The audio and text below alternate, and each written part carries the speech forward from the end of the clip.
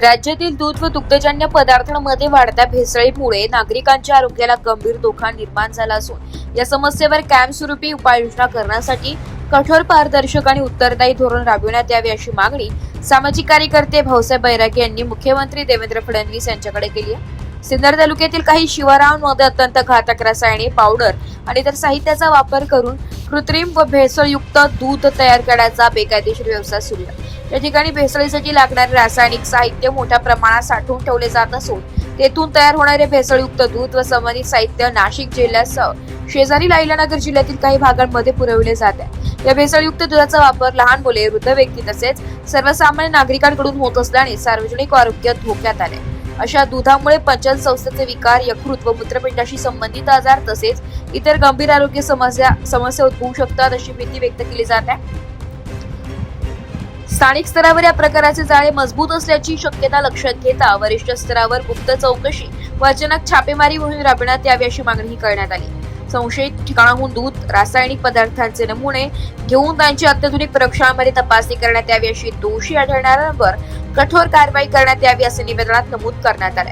राज्यातील दूध भेसळीच्या वाढत्या घटनांचा विचार करून केवळ नमुना तपासणी पुरते मर्यादित न राहता भेसळीच्या स्रोतांपर्यंत पोहोचणारी आणि दोषींना थेट जबाबदार धरणारी यंत्रणा उभी करण्याची गरज असल्याचं बैरागी यांनी म्हटलंय. दूध संकलन केंद्र, वाहतूक व्यवस्था, डेअऱ्या आणि विक्री साखळी यांचे नियमित ऑडिट करून भेसळी विरोधात विशेष मोहीम राबविण्याची मागणीही त्यांनी केली आहे. दरम्यान या प्रकरणात अन्न व औषध प्रशासनाने तातडीने लक्ष घालून सिन्नर तालुक्यातील संशयित व्यवहारांची सखोल चौकशी करावी तसेच राज्यावर दूध भेसळी विरोधात विशेष अभियान राबवावे अशी मागणी नागरिकांकडून होत आहे. मुख्यमंत्री स्तरावरून याबाबत ठोस निर्णय घेतला जाईल का, याकडे आता सर्वांचं लक्ष लागलंय. तसेच काही नागरिक लवकरच महाराष्ट्र राज्याचे अन्न व औषध प्रशासन मंत्री नरहरी झिरवाळ तसेच महाराष्ट्र राज्याचे अन्न व औषध प्रशासन आयुक्त तुकाराम मुंढे यांना निवेदन देण्यात येणार आहे. या दुधाच्या किंवा दुग्धजन्य पदार्थाच्या गुणवत्तेवर जरी थोड्याफार प्रमाणात नियंत्रण असले तरीही त्याच्या आकडेवारीवरती, त्याच्या उत्पन्न निर्मितीवरती कुठल्याही प्रकारचे शासनाचे नियंत्रण नाही. या त्रुटीचा फायदा घेऊन महाराष्ट्र राज्यात अनेक समाजकंटक रासायनिक पदार्थ वापरून दूध भेसळ करीत आहे, दुग्धजन्य पदार्थात भेसळ करीत आहे. आज या दुग्धजन्य पदार्थामुळे अनेक बालकांना जीव गमावा लागलेला आहे, अनेक जणांना अपंगत्व आलेलं आहे.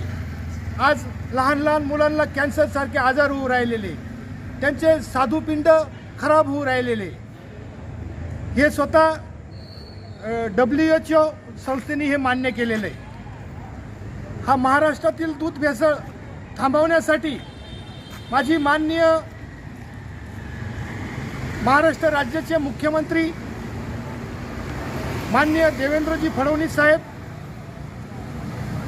महाराष्ट्राचे अन्न औषध प्रशासन मंत्री माननीय नरहरी झिरवाळ साहेब आणि धडाडीचे IAS अधिकारी माननीय तुकारामजी मुंढे साहेब यांना अत्यंत कळकळीची अशी विनंती आहे की महाराष्ट्रातील दूध संकलन केंद्र आणि हे दुग्धजन्य पदार्थ बनवणारे कारखान्यावरती नियंत्रण आणण्यासाठी, महाराष्ट्रात दूध भेसळ करण्यासाठी महाराष्ट्रामध्ये उत्पन्न आणि उत्तरदायित्व शोध प्रणाली लागू करणे. याचा अर्थ असा, महाराष्ट्रामध्ये ग्रामपंचायत, नगरपरिषद, नगरपालिका, महानगरपालिका या स्थानिक स्वराज्य संस्थांच्या कार्यक्षेत्रामध्ये जे बी दूध संकलन होते, दूध संघ आहे, छोटे मोठे मिठाई बनवणारे कारखाने, हलवाई, आईस्क्रीमवाले यांनी सर्वांनी जे दूध घेतात,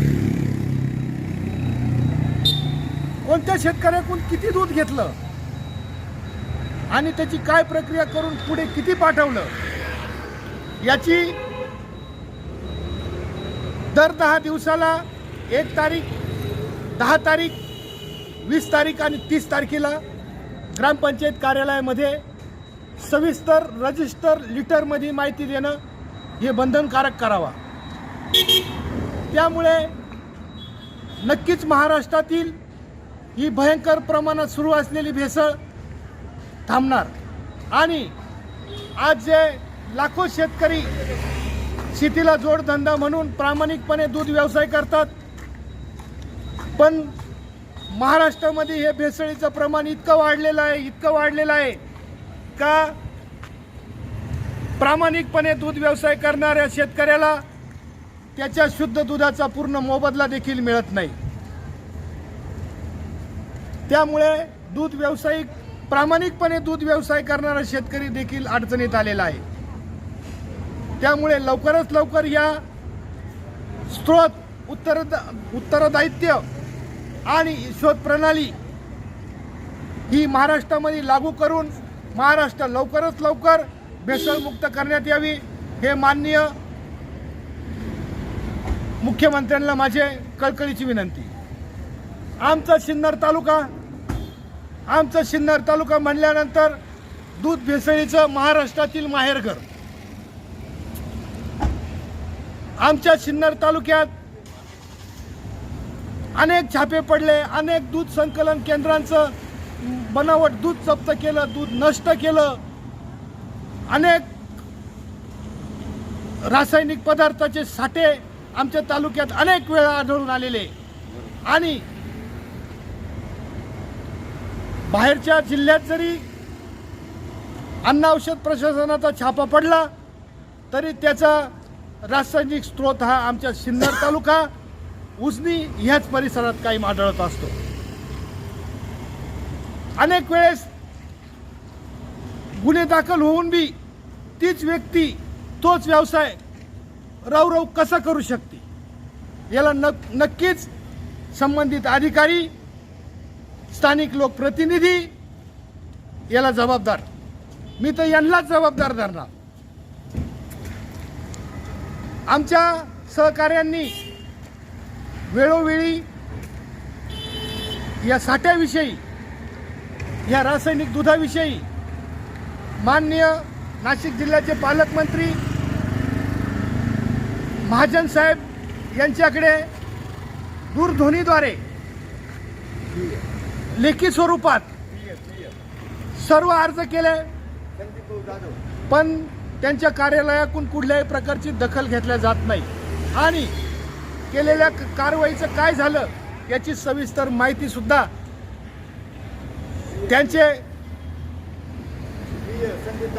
त्यांचे पर्सनल सचिव जे आहे संदीप जाधव PA यांच्याकडून कुठल्याही प्रकारची दखल घेतली येत नाही। जीवावर उधार होऊन दूध भेसळीसारखा प्रकार उघडकीस आणायचा आणि त्यात जर असे अधिकारी तालुक्यात जिल्ह्याचे पालकमंत्री त्याच्याकडे जर कानाडोळा करीत असेल तर हा दूध भेसळ कधी बी थांबणार नाही। माझी सर्व महाराष्ट्रातील जनतेला एक कळकळीची विनंती आहे, आपण जे दूध सेवन करतो याच्यावरती कुठल्याही प्रकारचं शासनाचं नियंत्रण नाही। आज सध्या 15-20 दिवसाचा कालावधी झाला, माननीय तुकारामजी मुंडे साहेब अन्न औषध प्रशासनाचे आयुक्त झाले तेव्हापासून आपण महाराष्ट्रात बघतोय रोज नवीन धाडी, रोज नवीन छापे आणि आज तर महाराष्ट्रामध्ये आपले पनीर असं दुर्मिळ झालेलं आहे। आता तुम्हीच सांगा महाराष्ट्रातील नागरिकांनो, काय हे गाया संपल्या, म्हशी कुठं गायब झाल्या, काय एवढं तुटवडा निर्माण झालेला आहे? याचं मुख्य कारण हे आपल्या महाराष्ट्रामध्ये ही भयंकर भेसळ ही आजपर्यंत चालूच होती। ही भेसळ थांबवण्यासाठी माननीय मुख्यमंत्र्यांना, माननीय अन्न प्रशासन मंत्री महोदयांना आणि माननीय कर्तव्यदक्ष IAS आदी तुकाराम मुंडे साहेबांना माझी कळकळीची विनंती आहे का ह्या भेसळखोरांवरती कडक कायदे करून सकाळी धरले का संध्याकाळी सोडून द्या त्या, सकाळी धरले का संध्याकाळी सोडून द्या त्या. काय जरब राहणार आहे त्यांच्यावरती. दूध भेसळ करताना, अन्न औषधात भेसळ करताना आढळल्या त्याच्यावर तत्काळ मोका लावून त्याला डायरेक्ट 6 महिने 12 महिने डायरेक्ट ठेवून द्या त्याला. कसं काय कोण धजावणार ही भेसळ करायला. तर या भेसळीला मुख्य जी ताकद मिळती ही ताकद म्हणजे शासनाच्या त्रुटी आणि दक्ष नागरिकांचं दुर्लक्ष. आज नागरिकांनी सुद्धा दक्ष होण्याची गरज आहे. माननीय तुकाराम मुंडे साहेबांना सर्वांनी सहकार्य करण्याची गरज आहे. एक व्यक्ती सर्व काय त्यांना महाराष्ट्रभर डोळे नाही. आज फक्त आयुक्त कार्यालयातील आयुक्त बदलले म्हणून काय महाराष्ट्रातील अधिकारी बदलले नाही. ते जे काल बी हप्ते घेत होते आज बी हप्ते घेत्या, पण नाविलाज असतं फक्त चुकीच्या धाडी मारत्या आणि जुजबी धाडी हेच फक्त बघायला मिळत आहे. तर यासाठी सर्व शेतकरी सुद्धा देशोधडीला लागलाय. आज शेतकऱ्याला त्याचे स्वतः दुधाचा योग्य मोबदला मिळाला. आज प्रामाणिक शेतकरी आज दूध व्यावसायिक देशोधडीला लागलेला आहे. माझ्या त्या शेतकऱ्यांना बी एक माझं सांगणं आहे. खूप आंदोलनं केले, खूप आपण हजारो लिटर रस्त्यावरती दूध सांडून शासनाचा निषेध केलेला आहे. केवळ कशासाठी? भाववाढीसाठी.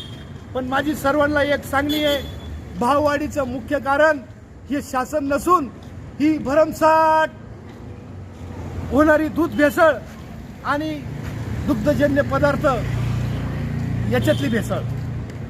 ही जर भेसळ थांबवायची असेल तर महाराष्ट्र सरकारने लवकरात लवकर स्त्रोत उत्तरदायित्व शोध प्रणाली लवकरात महाराष्ट्रामध्ये लागू करावी.